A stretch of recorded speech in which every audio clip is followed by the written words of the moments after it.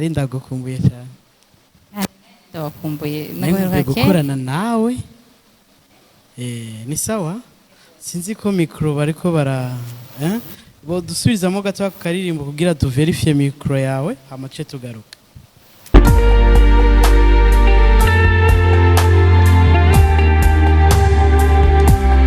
Yes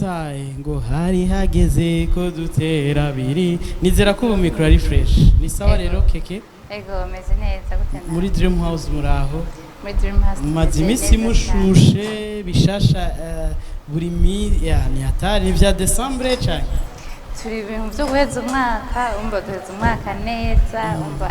iyi November na December nzoguma mutumba cyane gose hari ikintu mwaherukamwo mengo kwa Sioni wo kwitubwira gatoya ego hari weekend hacemo weekend imwe twagize promotion ya produit ya Dream Market no gusanga abanywanyi bacu aho basanzwe bari nubako Dream Market mu mirimo yabo ya misi yose ego muri mama misi yose harimo igabanya ry'ibiciro n'abantu baba basanzwe bafise umwanya wo kwamashika aho dusanzwe dukorera rero turi muri kuza turegera abanywanyi bacu muca mwisunga iki kugira kumbure mu basanga aho bari babo muba mwumvise hari benshi canke nk'ubunye ahakwirikira zo bari he oya si kuvuga abari henshi turaba ikibanza gihuriramwo abantu benshi bivanye na region canke quartier muri uwo mwanya muca mukora ibiki muracuruza murafandereza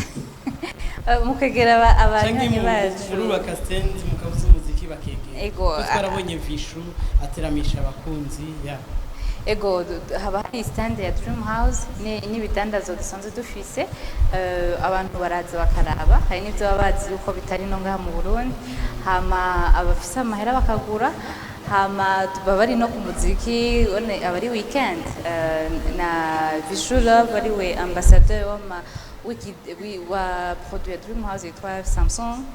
nawe yari yahashitse kugira ngo aryohere abanywanyi bacu na Strogoff asanzwe aririmba nawe nyene yari ahari abanyagihugu babonye ko bishimye cyane ego cyane no musi rero ngo mutuzaniye ibiki umunsi rero naje kubabwira agakuru keza cyane ku bakunzi ba Dream House ku bakunzi b'ibidandazo bya Dream House yuko Black Friday igarutse abantu barayibonye kuri l'année passée ngene byagenze neza uzo bimeze neza gusumba Black Friday nibaza ko abantu basanzwe babibona no mu bindi bihugu bayimenye kuko ni evenement international mu bintu byo kudandaza aho à la fin y'umwaka amasosiyete agira introduction spéciale pour uwo munsi wa gatanu rero iyo Black Friday ni bo bayitse Black Friday kubera embouteillage nyinshi abantu bariko baragenda mu ma store donc kuja kugura itunganije gute rero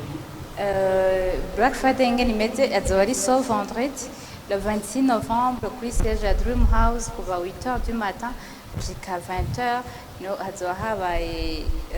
igabanya ry'ibiciro gushika ku bice 50% ku ma produits ari muri Dream House ushaka telefone ushaka smartwatch ushaka power bank ntavyo muba mwabanje kunyegeza kuri uwo munsi oya niyo saha ni nazo nzoyisangaho ego